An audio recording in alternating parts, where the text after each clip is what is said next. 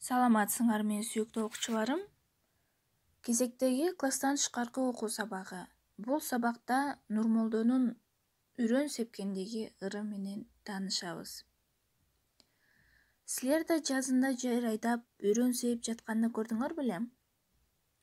Эгер көрсөңөр, ошону эстегиле да, бул ырды уккула.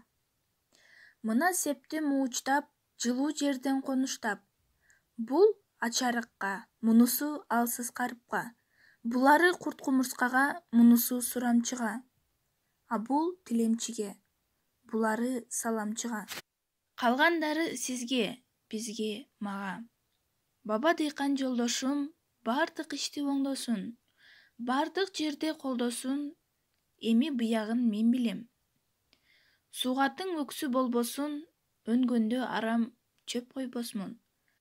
Арыгың кенен чабылат, корукчуң арбын табылат. Тилегим жөн. Өн, үрөнүм өн. Береке бек байласын, бердик баба дыйканга. Берин миңдеп чайласын, о мин, Аллаху акбар, тең көрөлү пайдасын. Үрөн деген балдар дан, экен, будайлар дегебиз, арпалар дегебиз, ошолорду үрөн дегебиз. Карып деген мусапыр, байкуш адам. Баба дыйкан бир өзүн ойлобой, башкалар үчүн да кам көрүп жатканын байкадыңарбы? Ырдын башында ошол боюнча кеп болгон. Ал өзүнөн башка кимдер үчүн дан сээп жатат? Ырды угуп, ушул суроолорго жооп бергиле. Силер да жазында ата-энеңерге жардам бересиңерби?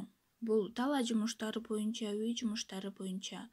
Ушул ата-энеңерге кантип жардам бересиңер деген тема боюнча өзүңөр ой бөлүшкүлө.